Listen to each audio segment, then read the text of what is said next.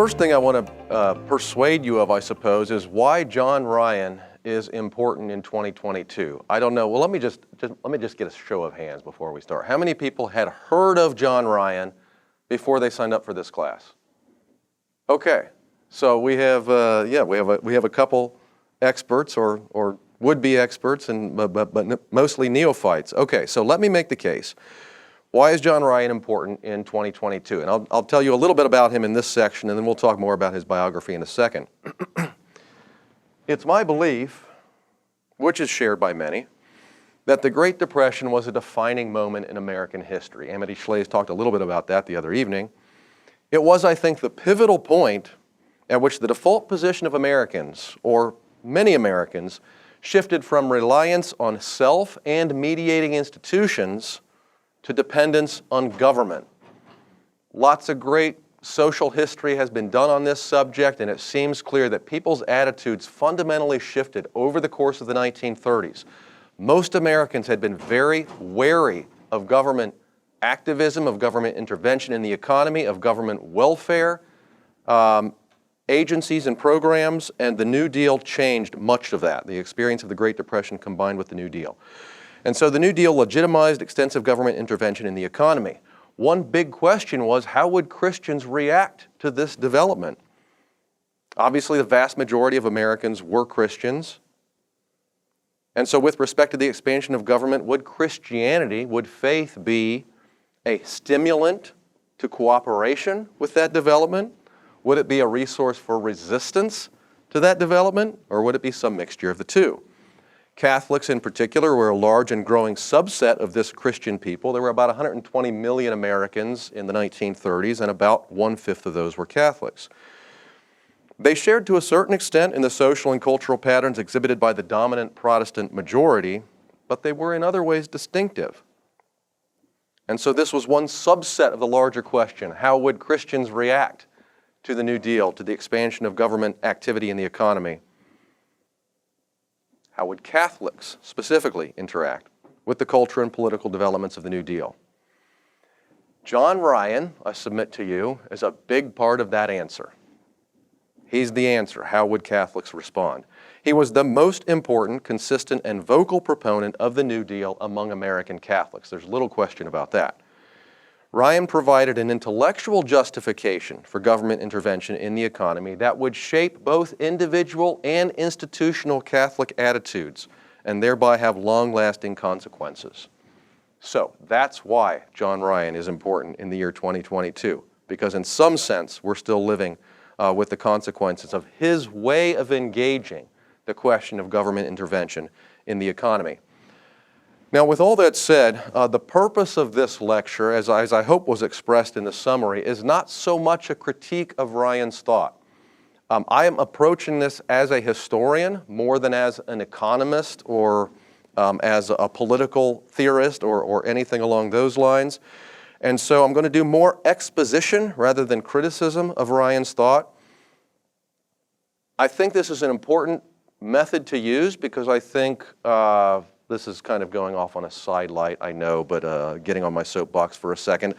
I think we have a lot of talking past each other in contemporary American political and cultural discourse, the culture wars and in politics and so forth. I'm sure this isn't restricted to the United States, and I think not enough listening to each other. So even though we may disagree with an opponent's position, or may disagree with parts of an opponent's position, or maybe we're going to discover that we agree with more than what we realized we did. Even if we end up disagreeing, perhaps stridently, it's important first to listen and first to understand what that position is and how that person arrived at that position, because that will help us engage them all the more effectively. And so that's what I'm trying to do in this presentation, is understand John Ryan. Where's he coming from?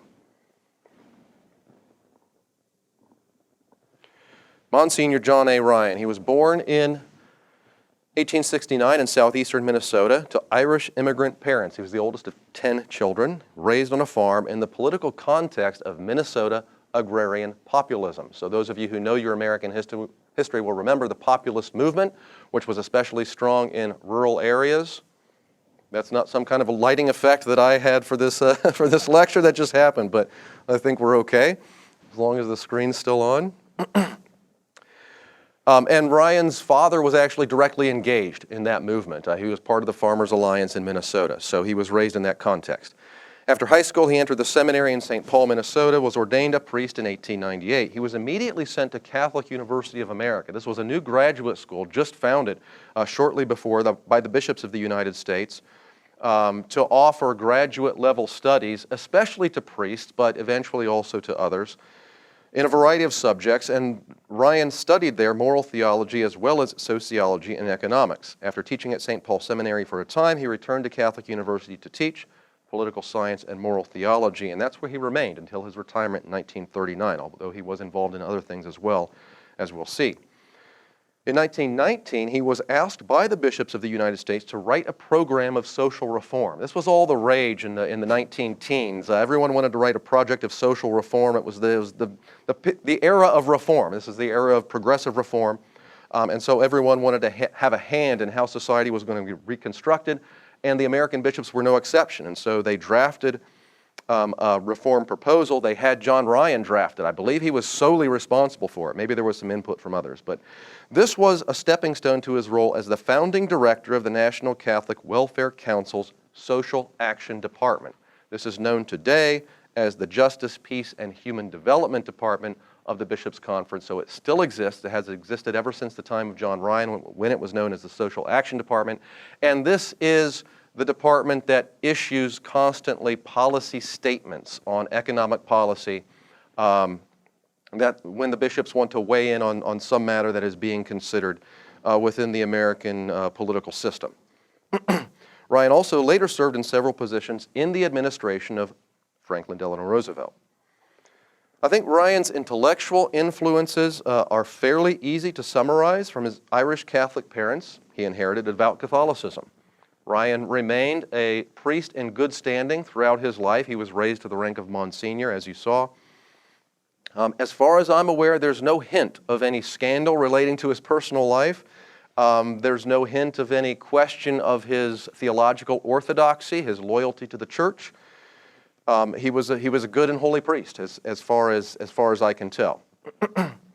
From the agrarian populist culture of his childhood, he imbibed a distrust of capitalism and a commitment to justice for the common man. And I think you can see this strain throughout his thought. If you read his books, beginning with A Living Wage in the first decade of the 20th century and extending all the way down to the 1940s, even though he was an academic and he certainly approached things from a scholarly perspective and he drew on all kinds of empirical research, you can still see this in the way he talks about capitalism and the working man and the working classes. There is this kind of attitude of sticking up for the little man and sticking it to the man, to big wealthy capitalists and that kind of thing.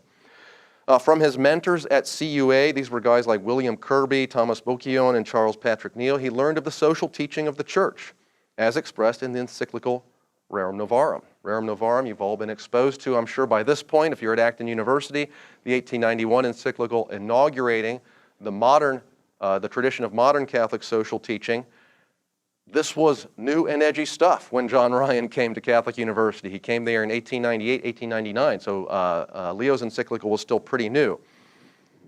And this was new and exciting because it was this effort to apply the teachings of the church to the social and economic arena. And from Richard Ely, he derived a version of economic science that both took moral concerns seriously and posited a particular understanding of economic affairs.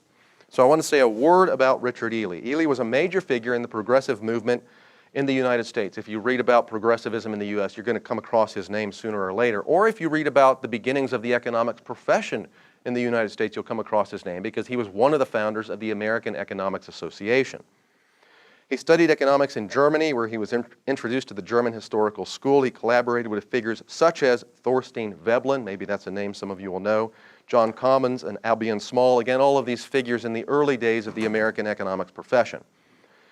Ely stressed the positive character of liberty, so freedom not merely in the negative sense, in the sense of an absence of constraints, but instead positive in the sense of being able to act. So freedom involved being able to find and hold a job, for example, to obtain gainful employment. That was one aspect of freedom. And Ely, as other progressives, saw the state as the guarantor of that liberty. He rejected classical economics with its emphasis on intractable laws and embraced an empirical form of economics that sought to demonstrate the efficacy of policy measures by the results produced. So all of this is just kind of standard progressive movement stuff in the early decades of the 20th century, but that was Richard Ely, and Richard Ely had an impact on John Ryan, as I will show in a moment. So Ryan published his dissertation. He wrote his dissertation at CUA in the field of economics or social ethics, perhaps, and it was titled A Living Wage. It published in 1909. Richard Ely wrote the preface. Ely was enthusiastic about Ryan's work because he saw it as a possible spur to Catholics to become engaged in the social reform movement, progressivism, of which Ely was an advocate. Now, progressivism didn't have a lot of play among American Catholics. Catholics were a big part of the working class, but progressivism was largely an elite movement, and Catholics weren't well represented, in part for that reason. This is also one of the reasons why John Ryan is pretty widely understood to be the most prominent Catholic progressive of the 19-teens, 20s, 30s, because there weren't any other Catholic progressives, so he gets the title. Ryan dedicated A Living Wage to Ely, as he said, through whose writings the author first became interested in the study of economic problems and who read the manuscript and offered frequent and invaluable advice, assistance, and encouragement. So obviously Ely and Ryan, to some extent, on the same page. We can discern the outlines of Ryan's economic and moral vision in A Living Wage. Ryan argues that employers have a duty in justice to pay wages high enough, as he put it, to enable the laborer to live in a manner consistent with the dignity of a human being. Now, it becomes clear over the course of A Living Wage that Ryan, like Ely, rejects the classical or neoclassical view that wages are simply a function of supply and demand, that it's a price, the price of labor, right? It's the price of one of the factors of production.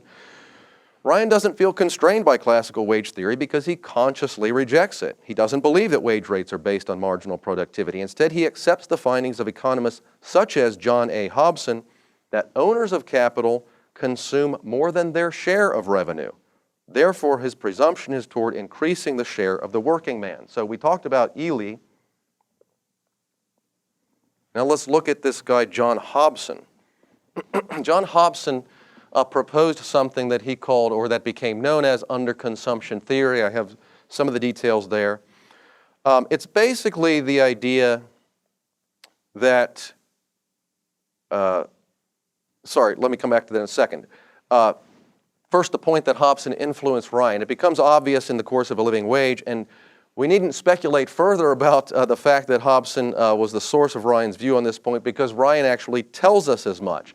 In a special acknowledgement in A Living Wage, Ryan praised Beatrice and Sidney Webb. These were English Fabians, reformers in England in the 19th century, and also John A. Hobson for, and this is a quote, "For these seem to have analyzed and tested the principal industrial facts with which I've had to deal in a more adequate and vital way than any other writer with whom I am acquainted."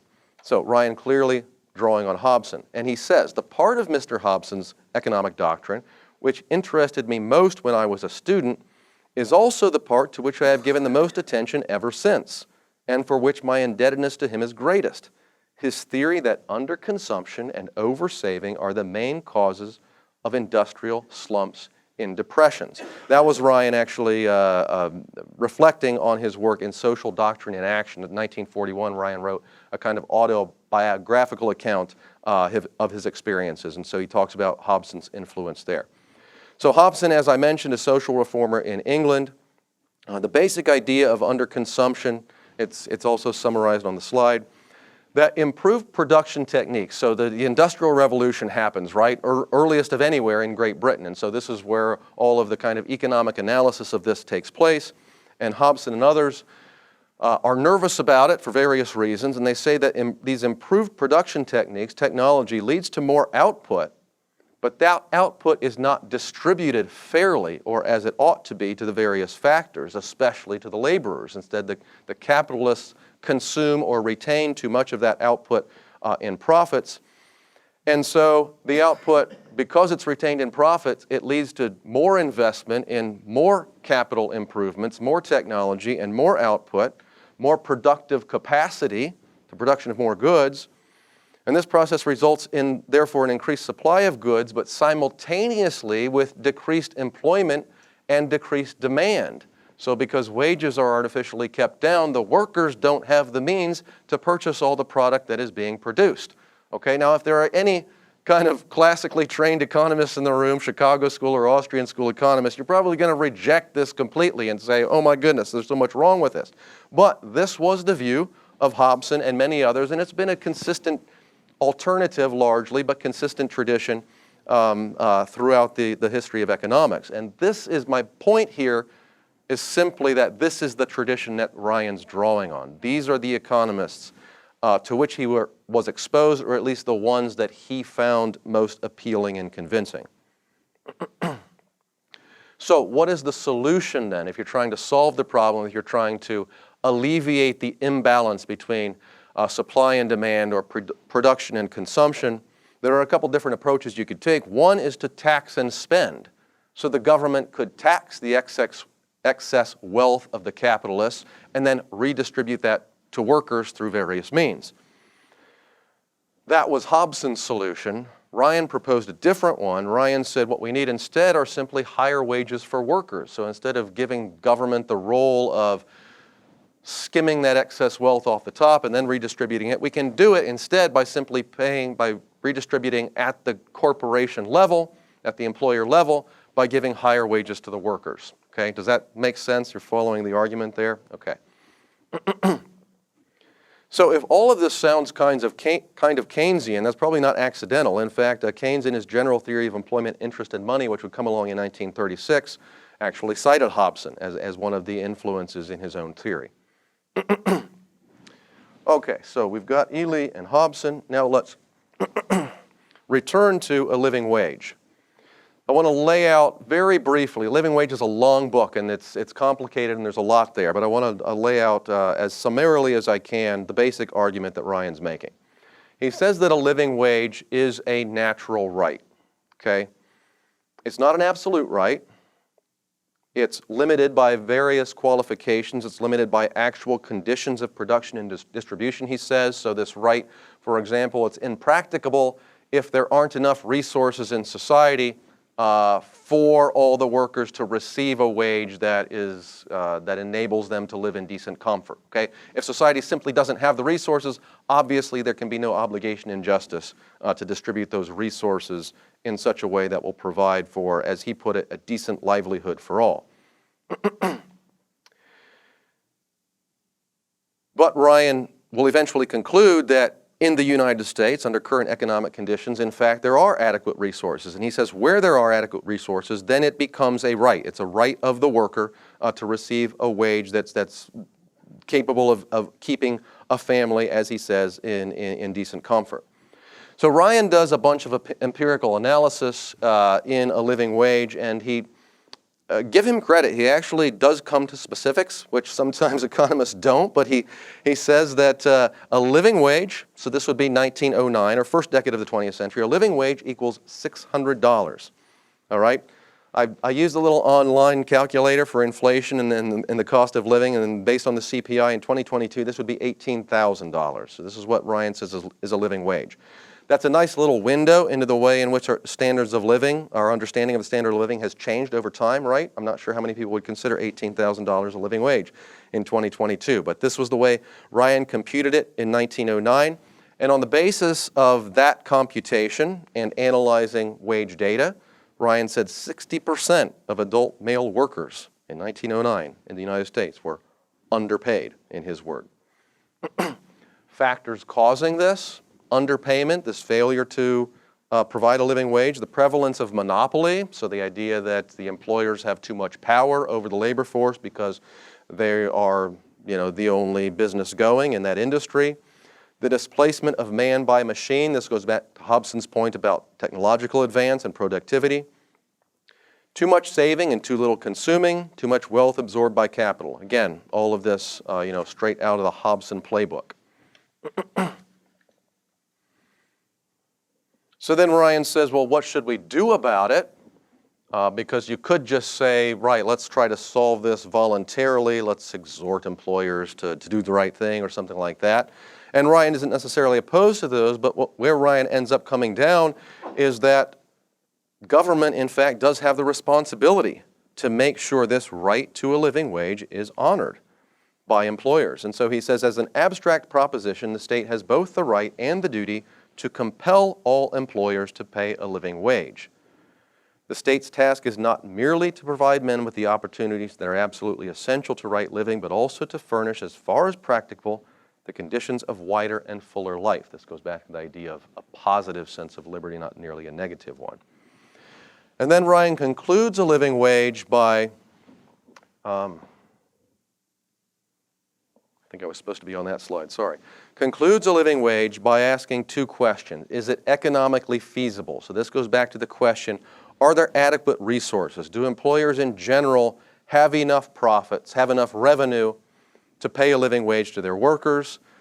He crunches the numbers and he concludes, yes, they do. There are enough resources in the American economy to do this.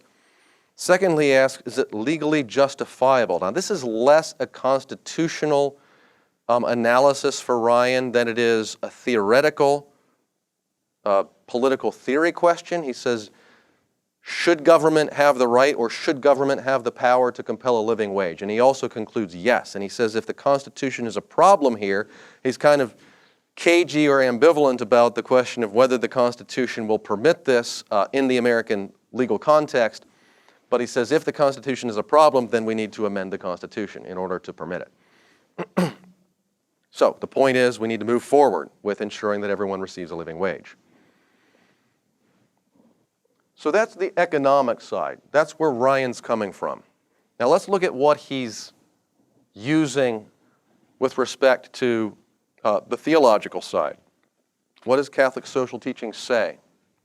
Rerum Novarum, I already mentioned, this was 1891, so as Ryan is entering Catholic University, starting to study these questions of wages and worker justice, he's reading Rerum Novarum. And one of the things he sees is this: let the working man and the employer make free agreements, and in particular let them agree freely as to the wages. Nevertheless, there underlies a dictate of natural justice more imperious and ancient than any bargain between man and man, namely that wages ought not to be insufficient to support a frugal and well-behaved wage earner. Well, this seems to comport with Ryan's view about the living wage. And then there's Quadragesimo Anno. So 40 years after Rerum Novarum, the second social encyclical issued by Pope Pius XI. This is actually after the Great Depression has started. I'm fast forwarding a little bit here, but I want you to see these quotations because this is, again, what Ryan is reading and what he's considering as he seeks to apply the social teaching to the American situation that he is encountering. I have a couple of quotes here from Quadragesimo. I've got others in my notes, but we'll just focus on these. Number 54. This is Pius's assessment of what's going on in the world economy. Capital has undoubtedly been long able to appropriate too much to itself. Whatever was produced, whatever returns accrued, capital claimed for itself, hardly leaving to the worker enough to restore and renew his strength. Doctrine was preached that all accumulation of capital falls by an absolutely insuperable economic law to the rich. By the same law, the workers are given over and bound to perpetual want to the scantiest of livelihoods. And then 70 and 71 also.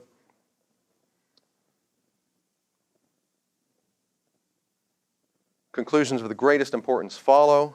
In accordance with these, that wages ought to be regulated and established. In the first place, the worker must be paid a wage sufficient to support him and his family. Ryan would write later, again, going back to his autobiography, Social Doctrine and Action, he says, I derived great comfort. He's referring to Quadragesimo Anno, specifically 1931. I derived great comfort from the implicit approval which the Holy Father's pronouncement gave to the socio-ethical doctrine which I had been defending for almost 40 years.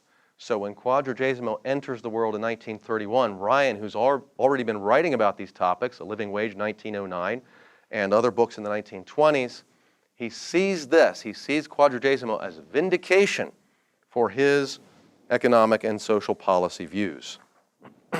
Now, these are admittedly, just in case you're wondering, I pulled the quotations from Rerum Novarum and Quadragesimo that would most support John Ryan's view. Okay, those are long encyclicals, and we could find other quotations, other passages that might be more problematic for Ryan's view of the world. But if Ryan, like all of us, tend to look for those passages in documents that support our pre-existing views, he could certainly find evidence for it there. So that is, if you will, the intellectual background that Ryan is coming from. The economic views, the views of the social encyclicals, and then we have events on the ground, right? 1929, the stock market crashes, the Great Depression begins. It's a catastrophic event in American history. The Great Depression is, in fact, all over the world, but we're focused here on the American context. Just to remind you, in case you're not aware of how severe this is. So, well, many of you will recall the great financial crisis, right? Just about 10, 12 years ago. And remember all the headlines or all the analysis from that time. It was all along, the formulation was something like this. This is the worst blank since the Great Depression. It's the worst X since the Great Depression. Everything was since the Great Depression. There's a reason for that, because the Great Depression is the standard by which all economic downturns have been measured ever since. Industrial production fell by 45% from 1929 to 1933. Unemployment rose from 3% to 25%. And we consider 10% pretty bad at this point. It was 25%. GDP lost 30%. So we consider 1 or 2% growth pretty anemic at this point. 30% negative growth, as the economists say. The stock market fell 90%. Now this was pretty serious, bad economic times. In 1932, of course, Franklin Roosevelt elected. In 1933 and 34, he and his friends in Congress enacted what became known as the New Deal, or specifically the first New Deal. This is the so-called alphabet soup. All of the federal agencies and programs, the AAA, the NIRA, the CCC, and then the second New Deal in 1935, the SSA, that's the Social Security Administration, the NLRA, Amity Schlaes mentioned that the other night, the Wagner Act, the WPA, and so on and so forth. Now, parts of the New Deal were struck down in 1935 by the Supreme Court. The country seemed to be just starting to pull out of the Depression in 35 and 36, and then there was a second dip, a recession in 1937. So this was not only was it a severe contraction, it was a very long economic downturn in the economy. And so many observers believed that this difficulty of pulling out of the Depression was a function of anemic consumer spending. There was deflation. Prices went down during the Great Depression. And yet at the same time, people couldn't afford what they wanted. And so the idea is the consumers don't have enough resources. It was an imbalance between capital and labor. This was the common view at the time. And this fit with Ryan's understanding of underconsumption theory. What he was observing around him seemed to fit with the theory that he brought into the 1930s.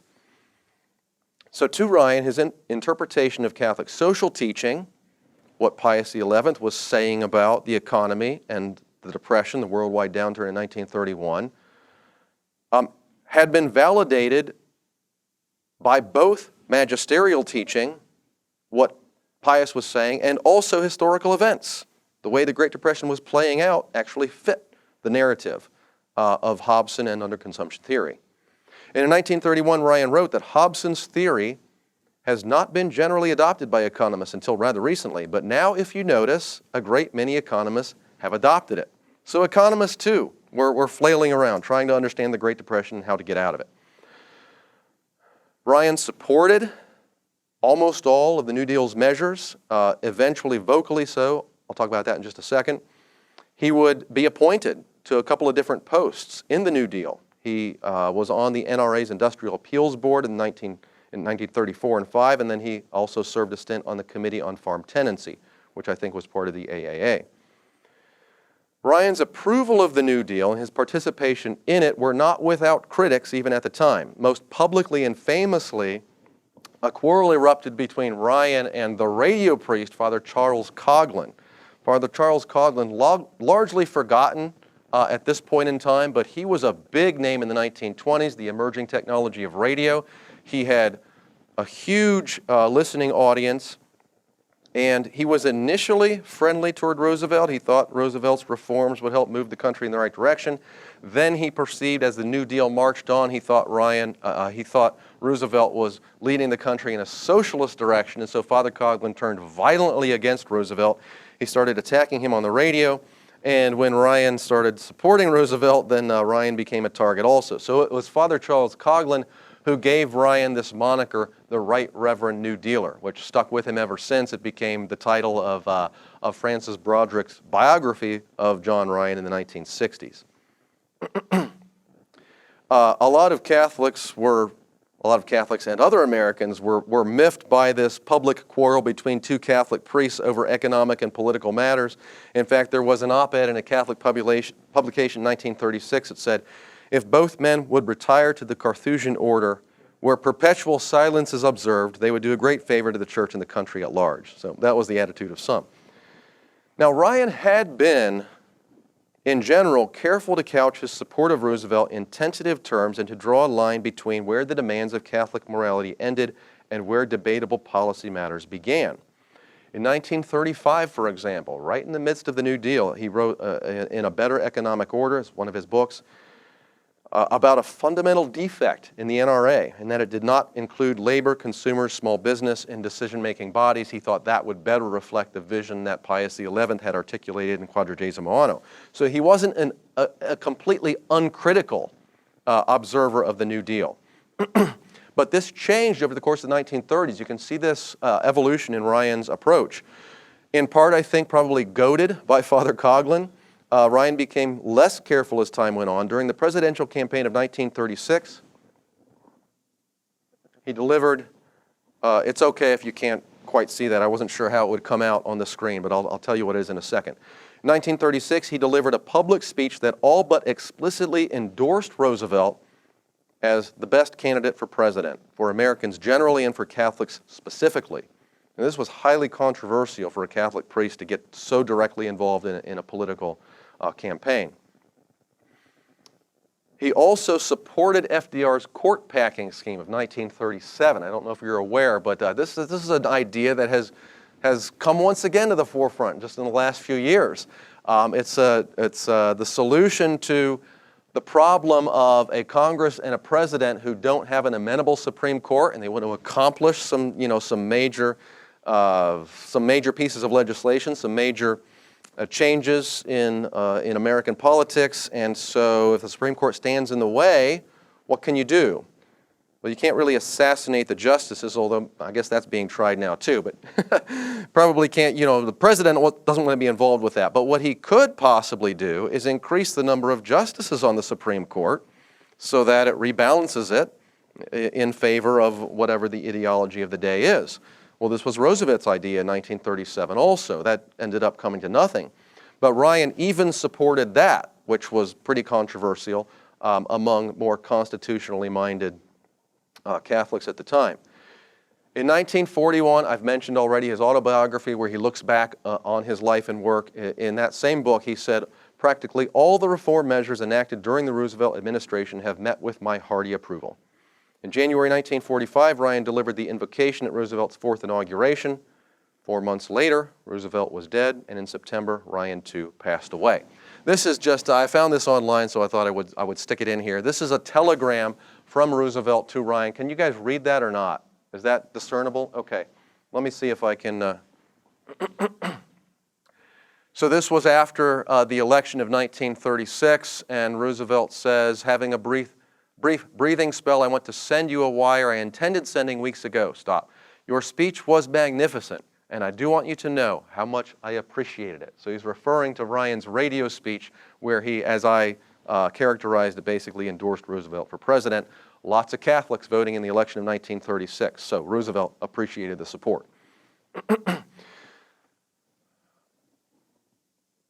I'm supposed to be done at 11:30, is that right, with the lecture? Do I have my numbers right? Yeah, 11:30. Okay, good. We've got time. Perfect. So there's two main points I want to take away from this talk. One is that Ryan's policy views were based on Catholic social teaching, but they were applications of that teaching that were filtered through economic theory and an empirical assessment of events.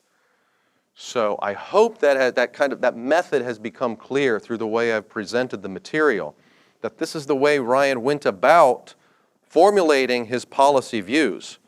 Why did he support Roosevelt? Why did he support the New Deal? It wasn't that he was ignoring Catholic social teaching, but he was filtering the social teaching through his economic theory on the one hand, and also through his assessment of what was happening on the ground in the economic world of American life in the 1930s.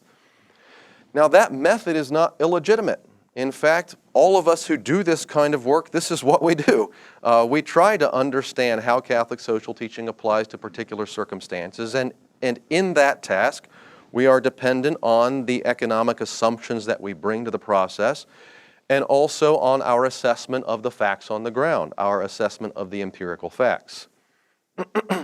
And those theories and those assessments, our read of empirical reality, could be mistaken, right? There's nothing infallible or immutable about those things. So the method itself is not illegitimate, but at the same time, there's nothing necessary about the policy conclusions that Ryan reached. And as I indicated at one point, there were times when Ryan made this clear in his own writings. He would essentially explicitly say, here's what I'm doing. I'm, to the best of my judgment, based on the economic facts as I understand them, this is how I think Catholic social teaching should be applied, but he at least implied that it was acceptable for a good, conscientious Catholic to believe otherwise. At other times, he wasn't so clear about that, and I think this has been a problem all throughout American Catholic history, the history of the Church's engagement with social and economic matters. I'll just do, since I have a couple minutes, I'll do one more tangent here. If you look at, for example, this is ancient history at this point, but it was a big deal back in the day, which I remember. 1986, the American bishops issued a pastoral on the economy, not unlike in 1919 when they issued the bishop's reform statement that was authored by John Ryan. And if you read that 1986 document carefully, if you read the entire thing, which very few people do, I have, I'm one of those who have. If you look at the beginning, the bishops quite clearly and explicitly lay out the fact that here's what we're doing. We're doing policy, and we recognize that Catholics of goodwill are free to disagree on these matters. You need to accept the principles of the social teaching, which we're going to lay out as part of this document. But when it comes to those policy prescriptions that comprise a big chunk of the document, you're free to disagree. That's basically what they say. Well, that first part, that theoretical backdrop, if you will, was pretty much lost in the public discussion that followed. All the headlines of newspapers you can imagine. The headlines of newspapers were, Catholic bishops call for, Catholic teaching demands this, right? So this is a big problem. It's not, the bishops are not the only ones to blame. Sometimes the bishops are to blame. Sometimes their staffs are to blame. Sometimes the press is to blame. Sometimes those of us who are receiving the documents are to blame. But in any case, it's important to understand that this is, in fact, what happens on many occasions. Okay, so that was the first point about the method that John Ryan is using, legitimate but not necessary in its conclusions. The second point I want to make is that it follows from the first, and that is that other views of the Great Depression, of FDR's policies, of the New Deal, other views were possible, are possible. And in fact, there were other views at the time. And so this is the final slide in the lecture, and sometimes I don't get to it if I run out of time, but I made it today. So I like to lay this out just in case you're interested in this piece of American Catholic history. If you read a lot of American Catholic historiography, not all of it, but a lot of it, John Ryan, or maybe John Ryan and a couple of other figures, are the only ones who appear. in those pages, okay? When they're talking about early 20th century American Catholic social and economic thought, it's all the story of John Ryan. And he was important. As I've already admitted, I've actually made the case that for his importance. But he wasn't the only Catholic social thinker in the early 20th century in the American context. So here I lay out, this is just my own schema. You could come up with different ones. These are the titles that I give these various groups to try to make sense of this period in my own mind. And these, to one degree or another, these have filtered on down through the decades down to the present, maybe with some transmutations along the way. But John Ryan I call the progressive. Okay, that seems pretty obvious. He was really largely part of the progressive movement. There are some caveats that have to be offered there, but I won't go into those unless you want to explore them in the questions. But he was simpatico, with Richard Ely and the other progressives, Herbert Crowley and the whole progressive movement in the early 20th century. And this resulted in a fundamental affinity for the New Deal and its reforms and a more activist government in economics and American society more generally. There's also what I call the radical tradition. Dorothy Day and the Catholic worker movement, a good example of this. Some compatibilities with the progressive category, but also some discontinuities. Dorothy Day didn't care much about economic policy. She thought the New Deal and politics, that was all epiphenomena, right? What was important was a radical engagement at the individual level, expressing Christian love for others through walking with the poor, being with the poor, literally living in houses with the poor. There's Catholic worker houses, which we still have today. But at the same time, also a fundamental skepticism and maybe even antipathy toward capitalism, the free market system, believing that that's what has given rise to poverty and alienation and all the rest, kind of sharing to some degree in the Marxist interpretation of capitalism. Conservative, Frederick Kenkel and the Catholic Central Variety, again another name that's been all but lost to history. There's been a little bit of attention paid to Kenkel and the Central Variety in American Catholic history, not a lot. By conservative, I don't necessarily mean contemporary conservative. It's somewhat different. Again, some affinity, some overlap, but also much different. Kenkel very much in the stream of European corporatism, which is expressed in Quadragesimo Anno in particular. So Kenkel and this is largely German ethnic sort of thing based around the German triangle, St. Louis and Milwaukee and Cincinnati. Again, skeptical toward capitalism and the free market, but at the same time skeptical toward large-scale state intervention, sensitive to the danger of statism and totalitarianism, and instead really emphasizing, I guess you could call it intermediate bodies, corporations, a corporatist organization of the economy. Through trade unions would be part of it, and that's maybe the easiest way for Americans to understand it, but they had a particular understanding of what a trade union should look like too. So without going any deeper in the weeds there, just suffice it to say, it's what I'm calling conservative. And then free market, this would be more along the lines of libertarian or modern day conservative.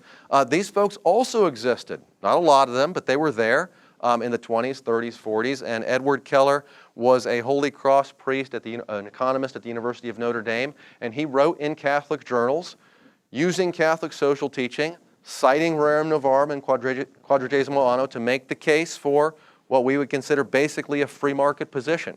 A limited government, very critical of the New Deal, but again, citing Catholic social teaching as his sources. So that's my basic outline of kind of the picture of American Catholic social thought, economic thought in the early 20th century, of which John Ryan is a very important part, but not the only part.